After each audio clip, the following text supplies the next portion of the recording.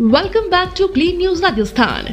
चलिए देखते हैं राजस्थान की 15 फटाफट बड़ी खबरों को। नई पेंशन स्कीम के खिलाफ राजस्थान के कर्मचारी। लंबे समय से देश में ओल्ड पेंशन स्कीम को लेकर चल रहे कर्मचारियों के आंदोलन के बीच केंद्र की मोदी सरकार ने नई पेंशन स्कीम एकीकृत पेंशन योजना यूपीएस लागू करने का फैसला किया है। केंद्र सरकार के इस फैसले के बाद अब राजस्थान में कर्मचारी संगठनों ने इसका विरोध शुरू कर दिया है। साथ ही राज्य कर्मचारियों पर इसे लागू नहीं करने को लेकर दबाव बनाने की कवायद तेज हो गई। अखिल राजस्थान राज्य कर्मचारी महासंघ एकीकृत ने केंद्र सरकार के फैसले के विरोध करते हुए भजनलाल सरकार को चेतावनी दी है। इस फैसले को वो राजस्थान में लागू करने पर विचार न करे, वरना उन्हें 8 लाख कर्मचारियों के विरोध का सामना करना पड़ेगा। कर्मचारियों ने मांग की है कि प्रदेश में ओल्ड पेंशन स्कीम को ही लागू रखा जाए। कैबिनेट बैठक में कई महत्वपूर्ण फैसले। न्यायिक कर्मचारियों के लिए 2 संतान की बाध्यता हटाई। प्रदेश की भजनलाल सरकार ने बुधवार को अपने मंत्रिपरिषद की बैठक में कर्मचारियों के लिए कई महत्वपूर्ण फैसले लिए। इसके साथ सौर ऊर्जा और रेलवे नेटवर्क बढ़ाने पर भी मंथन हुआ। बैठक में पेंशनधारी कर्मचारियों की आरजीएचएस की राशि बढ़ाने, मृतक कर्मचारियों की ग्रेजुटी को बढ़ाने, न्यायिक कर्मचारियों के लिए 2 संतान की बाध्यता हटाने जैसे महत्वपूर्ण फैसले लिए गए। बैठक में कर्मचारियों की ओल्ड पेंशन स्कीम और केंद्र सरकार की यूपीएस स्कीम को लेकर भी अनौपचारिक चर्चा हुई।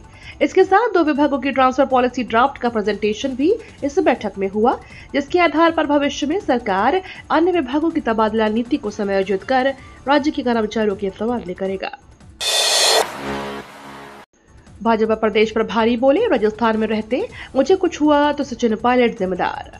राजस्थान भाजपा प्रभारी राधा मोहन अग्रवाल ने मंगलवार रात को उनके वाहन पर स्याही फेंकने और काले झंडे दिखाने के मामले में कांग्रेस नेता सचिन पायलट पर पलटवार किया है। उन्होंने बुधवार को उदयपुर में मीडिया से बातचीत में कहा कि कल रात जो हुआ वह दुखी करने वाला था। कांग्रेस पार्टी अपने नौजवानों को ऐसा दुरुपयोग करती है, मुझे इसका एहसास नहीं था। उन्होंने यह भी आरोप लगाया कि पायलट अशोक गहलोत को अपनी ताकत दिखाने के लिए मेरा इस्तेमाल कर रहे हैं। अग्रवाल ने कहा कि यही उदयपुर में छोटे से बच्चे देवराज की चाकू मारकर हत्या कर दी गई। अगर कांग्रेस के नौजवान उस हत्या के विरोध में सड़कों पर उतरे होते तो राजस्थान कितना गौरवान्वित होता। उन्होंने कहा कि राजस्थान में रहते मेरे जीवन का कोई खतरा आया तो मैं इसके लिए सचिन पायलट को जिम्मेदार मानूंगा। बीजेपी प्रभारी राधा मोहन को पायलट का जवाब। कांग्रेस के राष्ट्रीय महासचिव और टोंक के विधायक सचिन पायलट बुधवार को जयपुर जिले के आंधी में राव बादाजी की मूर्ति स्थापना की प्रथम वर्षगांठ पर आयोजित एक कार्यक्रम में शिरकत करने के लिए पहुंचे थे। सचिन पायलट ने मंच से भारतीय जनता पार्टी के प्रदेश प्रभारी राधा मोहन दास के हालिया बयान पर पलटवार किया है, जिसमें उन्होंने पायलट की राजनीतिक करियर के खात्मे के अलावा खुद को पायलट समर्थकों के असुरक्षित भी बताया था। राधा मोहन दास के जवाब में सचिन पायलट ने कहा कि विरोधियों का सम्मान करना और अपने प्रतिद्वंदियों को इज्जत देना, संयम और मर्यादा की सीमा को नहीं लांघना, यह हमारी राजनीति का परिचय है। राजस्थान कैबिनेट ने सरकारी कर्मचारियों की ग्रेजुटी 25 लाख तक बढ़ाई, दी प्रमोशन में राहत। बुधवार को हुई राजस्थान सरकार की कैबिनेट बैठक में आगामी उपचुनावों को असर साफ देखा गया। सरकार ने बड़े फैसले लिए हैं और कर्मचारियों को सौगात दी है। सरकार ने कर्मचारियों की डेथ ग्रेजुटी को 20 लाख से बढ़ाकर 25 लाख रुपए कर दिया है। अब कर्मचारियों के प्रमोशन का लाभ तृतीय और चतुर्थ वर्ग कर्मचारियों को देने का फैसला किया है। वहीं 2 से अधिक बच्चों वाले कर्मचारियों को भी प्रमोशन देने को मंजूरी दे दी है। इन फैसलों की जानकारी प्रदेश के डिप्टी सीएम प्रेमचंद बैरवा और संसदीय कार्य मंत्री जोगाराम पटेल ने प्रेस वार्ता में दी। राजस्थान में टोल नीति में किया यह बदलाव। Rajasthan state road development corporation के अधीन आने वाले प्रदेश के 108 टोल अब संवेदकों को 1 साल की अधिक की अवधि के लिए नहीं दिए जाएंगे। अभी टोल का टेंडर होता है तो वह 2 साल के लिए होता है, लेकिन लगातार मिल रही शिकायतों के बावजूद राज्य सरकार ने टोल की नीति में बड़ा बदलाव किया है। यदि किसी संवेदक को 1 साल से अधिक की अवधि के लिए टोल दिया जाता है तो वह भी अधिकतम 3 माह ही बढ़ाया जा सकेगा। भारत पाक बॉर्डर पर पहुंचे राज्यपाल हरिभाऊ बागड़े।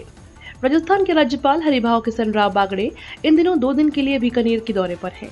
इस दौरान राज्यपाल के बीकानेर में भारत पाक अंतर्राष्ट्रीय सीमा पर स्थित बीएसएफ की सोचू पोस्ट का निरीक्षण किया। उन्होंने कहा कि बीएसएफ के जवान सीमा प्रहरी के रूप में देश की सेवा कर रहे हैं। जवानों के राष्ट्र के प्रति प्रेम और देश की सीमाओं पर मुस्तैदी से तैनात रहने के हौसले को प्रणाम करता हूं।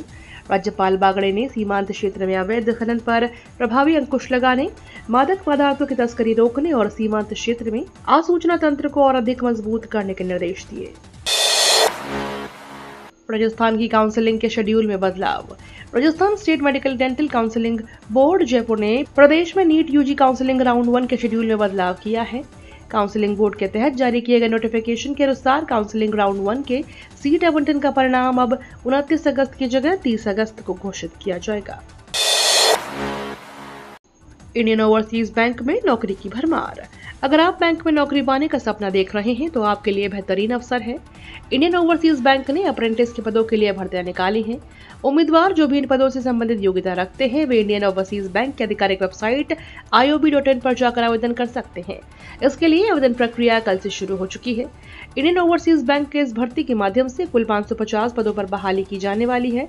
अगर आप भी इस बैंक में काम करने के इच्छुक हैं तो 10 सितंबर तक या उससे पहले आवेदन कर सकते हैं। देश भर के 50 टीचर्स को मिलेगा पुरस्कार। शिक्षक दिवस के मौके पर 5 सितंबर को देश भर के कुल 50 शिक्षकों को राष्ट्रीय शिक्षक पुरस्कार 2024 दिया जाएगा। यह आयोजन नई दिल्ली के विज्ञान भवन में किया जाएगा। कार्यक्रम में राष्ट्रपति द्रौपदी मुर्मू इन्हें पुरस्कृत करेंगी। इन 50 शिक्षकों में देश के कई हिस्सों में टीचर शामिल हैं। इनमें 2 शिक्षक उत्तर प्रदेश से हैं तो इसी तरह के 2 टीचर मध्य प्रदेश से भी हैं। बिहार से भी 2 टीचर्स हैं। राजस्थान से बलजिंदर सिंह बरार और हुकुमचंद चौधरी का चयन इस पुरस्कार के लिए हुआ है। युवाओं के लिए अच्छी खबर, साल में 4 बार निकलेगी रेलवे में भर्ती। रेलवे में नौकरी पाने की चाहत रखने वाले युवाओं के लिए खुशखबरी है। अब देश भर में 4 बार रेलवे में भर्ती होगी। इसके जरिए बड़े पैमाने पर युवाओं को नौकरी दी जाएगी। रेलवे ने यह निर्णय लिया है कि तिमाही भर्ती प्रक्रिया होगी। इस योजना के तहत इस साल के अंत तक 61,000 रिक्त पदों पर भर्ती की जाएगी। इसमें 10% सीट 4 साल की नौकरी पूरा कर चुके अग्निवीरों के लिए आरक्षित होगी। उम्र में 5 साल की छूट भी दी जाएगी। 12 इंडस्ट्रियल स्मार्ट सिटी बनाएगी सरकार, 10 लाख को मिलेगा रोजगार। केंद्रीय मंत्री अश्विनी वैष्णव ने बताया कि मोदी कैबिनेट ने 12 इंडस्ट्रियल स्मार्ट सिटी को मंजूरी दी है। सरकार इसके लिए 28,602 करोड़ रुपए का निवेश करेगी।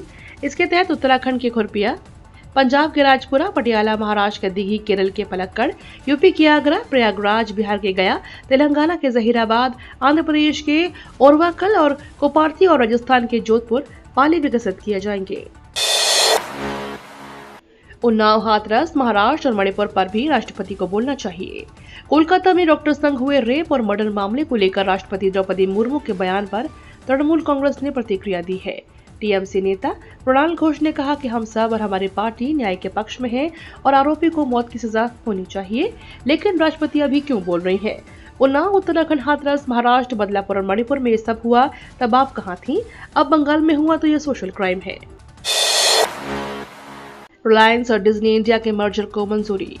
सीसीआई ने भारतीय मीडिया जगत की सबसे बड़ी डील यानी रिलायंस इंडस्ट्रीज और डिज्नी की भारतीय मीडिया संपत्तियों के 70,000 करोड़ रुपए के विलय को मंजूरी दे दी है। रिलायंस और डिज्नी का लक्ष्य भारत का सबसे बड़ा एंटरटेनमेंट प्लेयर बनाना है, जो सोनी, नेटफ्लिक्स और अमेजन जैसी कंपनियों से कंपटीशन करेगा। इनके मर्जर से बनने वाली नई एंटिटी में 120 टीवी चैनल्स और 2 स्ट्रीमिंग सर्विस शामिल होंगी। नौसेना को मिलेगी घातक घात, परमाणु पनडुब्बी। आज का दिन देश की राष्ट्रीय सुरक्षा और भारतीय नौसेना के लिए बेहद अहम रहने वाला है। देश की दूसरी परमाणु ऊर्जा से चलने वाली बैलिस्टिक मिसाइल पनडुब्बी INS अरिघात राष्ट्र को समर्पित की जाएगी। केंद्रीय रक्षा मंत्री राजनाथ सिंह को आज विशाखापत्तनम का दौरा करेंगे। वे यहाँ INS अरिघात को भारतीय नौसेना को सौंपेंगे। इस पनडुब्बी का निर्माण विशाखापत्तनम स्थित भारतीय नौसेना के नेवी शिप बिल्डिंग सेंटर में किया गया है। इससे पहले देश की पहली परमाणु पनडुब्बी INS अरिहंत 2009 में नौसेना में शामिल हुई थी। ये तो थी राजस्थान की बड़ी खबरें। रोजाना सबसे पहले अपडेट पाने के लिए क्लीन न्यूज राजस्थान को अभी सब्सक्राइब करें।